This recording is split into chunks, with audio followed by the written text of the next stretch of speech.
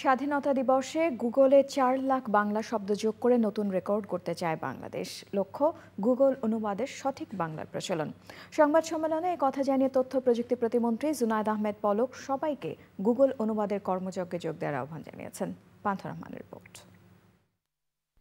কেউ যদি ইংরেজির বাংলা করতে গুগল ট্রান্সলেটরের সহযোগিতা নেন তবে এমন উদ্ভট অনুবাদই দেখতে পাবেন স্ক্রিনে।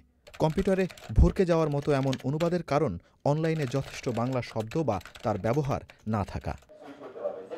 বাংলা গুগল ডেভেলপার গ্রুপ এবং বাংলাদেশ ওপেন সোর্স নেটওয়ার্ক মাঠে নেমেছে বাংলাকে শুদ্ধ করার কাজে।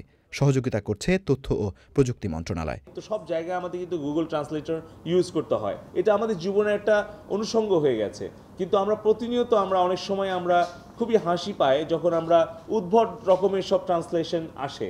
তো আমরা কিন্তু এটার সমাধান পেয়েছি। সেই সমাধান হচ্ছে যত বেশি শব্দ এবং বাক্য আমরা সংশোধন করে আমরা নিজেরাই এটাকে আরও সমৃদ্ধ করতে পারি। বাংলাদেশ সহ বিশ্বের যে কোনো প্রান্ত থেকে বাংলাকে ইন্টারনেটে সমৃদ্ধ করার জন্য আপনারা এগিয়ে আসবেন এবং গুগল ট্রান্সলেটরে ২৬শে মার্চ আসুন আমরা ৪ লাখ অন্ততপক্ষে ৪ লাখ শব্দ যোগ করে আমরা সর্বশীর্ষ অবস্থায় চলে যাই।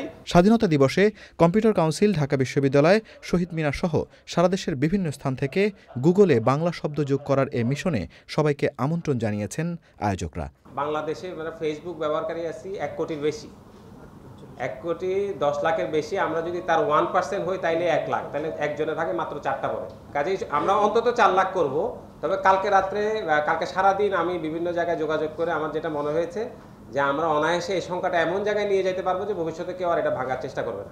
এর আগে ২১শে ফেব্রুয়ারিতে ৬৫,০০০ শব্দ যোগ করে বিশ্বে দ্বিতীয় স্থান পাওয়া বাংলাদেশ এবার গড়তে চায় প্রথম হওয়ার রেকর্ড।